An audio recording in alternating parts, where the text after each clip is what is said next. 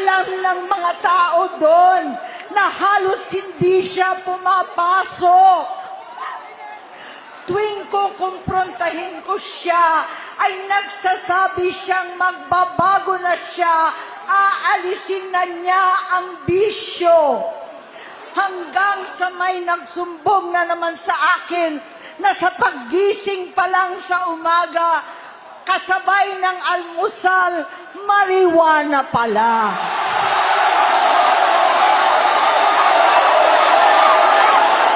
Maghapon sila. Lahat sila nagiinuman at gumagamit ng cocaine. Kasama ng asawa at barkada. Tulad ng ama ko, kinastigo ko ang mga barkada niya.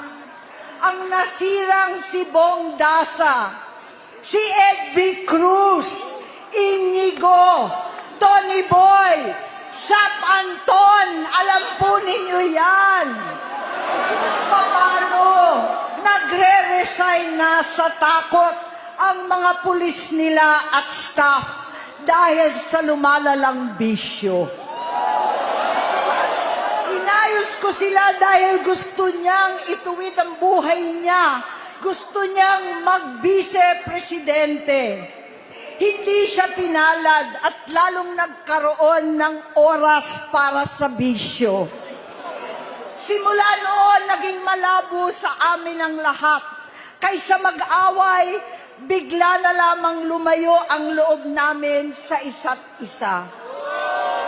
Noong 2016, kasabay ng kampanya ni dating Pangulong Duterte laban sa droga, lumabas ang pangalan ni Bongbong sa listahan. Nakasama siya sa listahan ng mga celebrities, mga artista, Maricel Soriano at iba pa. Masinsinan kong kinausap si Pangulong Rodi. Halos manikluhod ako. Sinabi kong ayon sa kapulisan, dapat usigin ang mga pusher at saka na lamang sagipin ang mga user. Naligtas si Bongbong. Labis ang takot ko at pag-aalala. Kinausap ko siya at nagsabi siyang talagang siya ay nagbabago na. Muli at lagi, hindi ako nawalan ng pag-asa. Ako'y naniwala ulit. Mula noon na natatanggap ko na lang na balita tungkol sa kapatid ko ay regular na pagpapadoktor. Kaya kumalma naman ako. Inisip ko, totoo, dahil naopera na ang tuhod niya sa gout. Siguro, totoo na ito. Hanggang nito, nalaman ko na tuloy ang paggamit niya sa mga party na garapalan naghahain ng droga. Pinagmamalaki pa ng mag-asawang kayang-kaya nila ang microdosing ng cocaine. Hati-hatiin daw para 4 na beses sa isang araw. Hindi mabibisto. Ang pampapadoktor, pinalabas nilang pag-stem cell. Nagpapalit daw ng dugo, nagpapa-blood transfusion. Kayang-kaya raw, hindi ko maintindihan ang pinagsasabi. Noong 2021, kahit papano, nagkikita kami at nagkakausap. Sumumpa siya sa aking talagang hinintunan niya.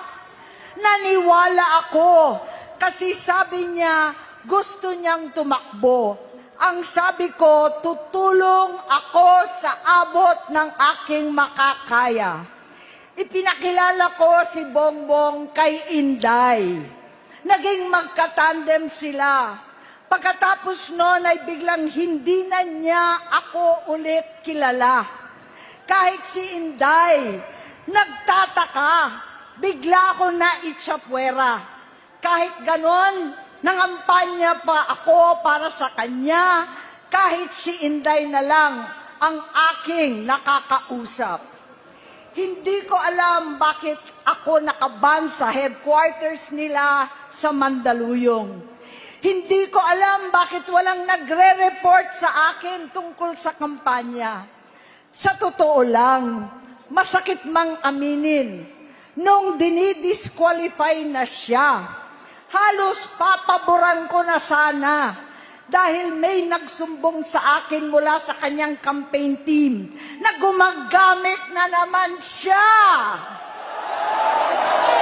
Nung sinabihan ko, siya at mga taong nasa paligid niya, nagkaisa silang tuluyan akong alisin sa kampanya na ako naman ang bumuo. Sinabi nilang gusto ko na siya ay ma-disqualify para ako ang pumalit. Hindi totoo yun. Iniisip ko ang kalagayan ng aking kapatid at paano siya magsisilbi kung ganyan ang kalagayan niya. Pero pinaparating sa akin na hindi siya lulong at minsan na lamang tuwing nagpa-party. Hindi ko maipaliwanag bakit gusto kong maniwala at hindi mawalan ng pag-asa. Noong nanalo siya, naging pinakamalayo na kami sa isa't isa. Maliban sa opisyal na tagpuan at kapag pumupunta yung nanay namin, hindi ako sumama sa loob ng 3 taon dyan sa Malacanang. Dahil lantaran na doon ang inuman, ang paggamit nila ng cocaine at mga bawal na gamot. Hindi ba ninyo nakikita, naririnig, kakaiba na siya magsalita. Hindi na maintindihan kung ano-ano na ang sinasabi at wala na sa sarili. Nagtatago sa kabaitan niya ang pang-aabuso niya sa droga. At nagbunga na ito ng mga nakakapinsalang maling desisyon. Hinayaan niyang kumilos ang mga nakatalibot sa kanya. Yung mga umaastang presidente habang nilululong siya ng mga ito. Hindi na kami nagkausap.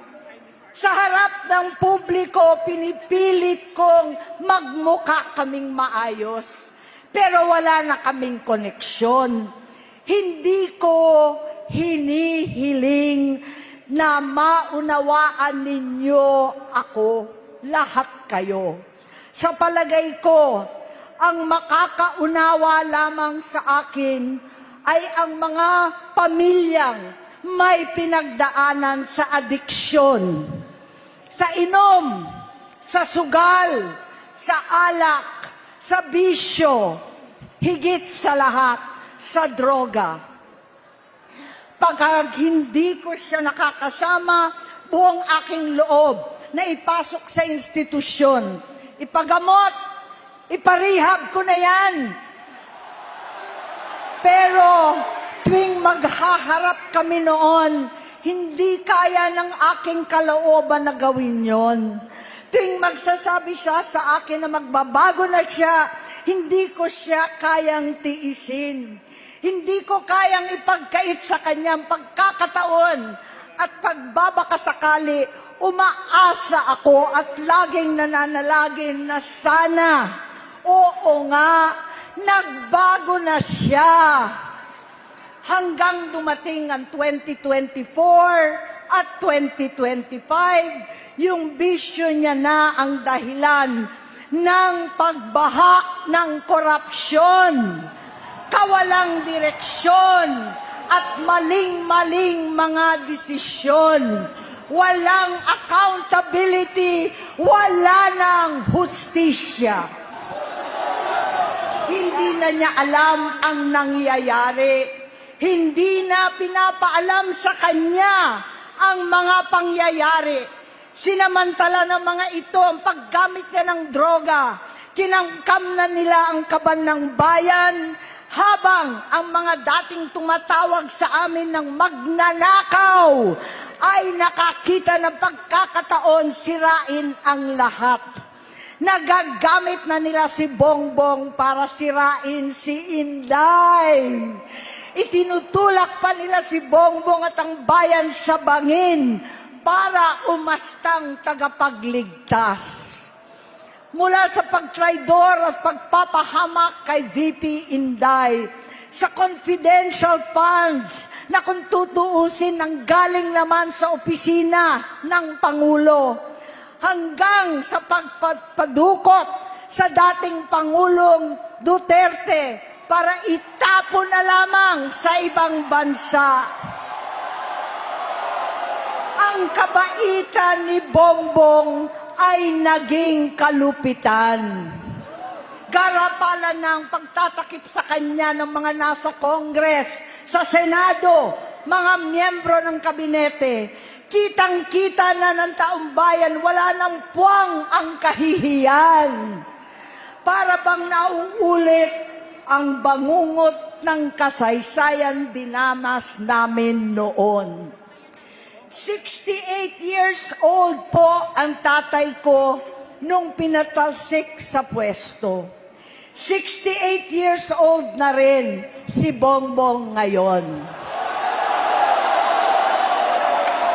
November 17 din, nung 2021, nung nakumbinsi ko si Inday na magbise kay Bongbong.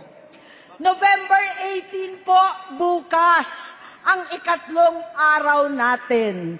9 na taon na nakakaraan, saktong November 18 pa talaga, na pinalibing ni Pangulong Duterte ang tatay ko sa libingan ng mga bayani. Halo-halo na ang aking nararamdaman, pero alam kong ito ang dulo at hangganan ng aking pagtitiis at pananahimik. Hindi na tayo mananahimik. Dahil na lamang kong pati ang mga anak niya ay nagdodroga na. Kinasusuklaman ko pa ang pag-alok ng mag-inang si Sandro ng droga ang aking mga anak at iba pang mga kamag-anak. Yan ang hindi ko na mapapalampas.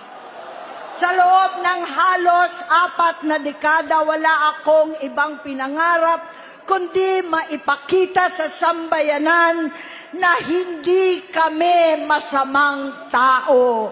Hindi masama ang pamilya Marcos. Gusto kong ibangon ang dangal ng aking ama. Sa pamamagitan na nagpagtatrabaho para sa bayan, sinikap kong maging mabuting gobernador, kinatawan, senador.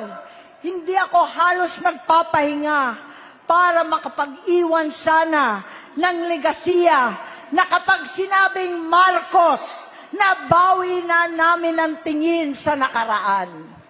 Ngunit sa kagustuhan kong maging responsableng anak, matupad ang pangako ko sa aking ama, nabigo akong maging mabuting kapatid.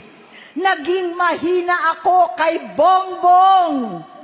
Sa kapulisan at sundalo, sa lahat ng mga leader at tagapagpatupad ng batas, siya ang Pangulo natin ngayon. Sinabi ko kung anong kalagayan niya ngayon. Tulungan niyo akong mapabuti ang kanyang kalagayan. Tulungan niyo akong matulungan siya. Hindi niya ako kalaban. Ang kalaban niya ay ang sarili niya. At nadadamay ang bansa sa laban na yan. Bilang senador at lingkod bayan, batid ko ang mga problema At gaya ng bayan, alam ko rin ano ang solusyon. Sa pagkakawatak-watak, patuloy na pamumulitika, pagnanasa sa kapangyarihan ng mga talunan naman, kaguluhan sa Mindanao, alanganing gyera sa China at Estados Unidos, kawalang pananagutan sa flood control scam, garapalan, takipan, panggigipit sa hindi kaalyado, pagkakanulo sa kapwa Pilipino, pagdakip sa dating Pangulong matanda't may sakit upang ihagis lamang sa bansang dayuhan, pagsadsad ng piso, paglaganap ng gutom, paghihingalo ng ekonomiya, at pagsasawalang bahala sa taong bayan. Ang delubyo at kalamidad na nagdudulot ng parusa, ang korupsyon na nauwi sa kawalan ng tiwala at hustisya sa Pilipinas, sa kanyang pamahalaan, lahat ng yan ay masusolusyonan kung ikaw, aking kapatid, magsaayos ng iyong sariling kalusugan. Kapag humupa ang ingay sa politika, kapag umuwi na kami sa aming pamilya, hindi bilang senador, kundi bilang ate, bilang si Manang Aimee ni Bonget, kaya itong sasabihin sa harap ng taong bayan, sa harap ninyong lahat, at sa harap ni Bongbong. Bonget, magtatatlong taon na tayong hindi nagkakausap. 3 taon ko nang sinusubukan muli na ako'y pakinggan. Siguro ngayon ay makakarating ng buo ang gusto kong sabihin. Walang mababawasan, hindi madadagdagan. Bongbong, nag-aalala sa'yo si Manang. Tuwing nakikita kita sa TV, gusto kitang puntahan. Napakalaki ng pinagbago mo. Itsura, pagsasalita, takbo ng pag-isip. Minsan, napapatanong ako sa sarili ko, ikaw pa ba yan? Si Bongbong ba talaga yung nakikita ko? Pero ako, ading ko, ako pa rin ito. Ako pa rin ang ate mo na tumayong ama't ina sa inyo sa ibang bansa. Ang kasama no sa sumubok na sanggain lahat ng sakit para sa iyo. Ang kapatid mo na hindi mo kailangan hingan ng tawad dahil agad ka nang iniintindi at tatanggapin dahil mahal kita. Nasa Bagong Tipan, kay Lucas, Kapitulo 17, versikulo 3 hanggang 4. Kung magkasala ang iyong kapatid, sawayin mo siya. At kung siya'y magsisi, patawarin mo siya.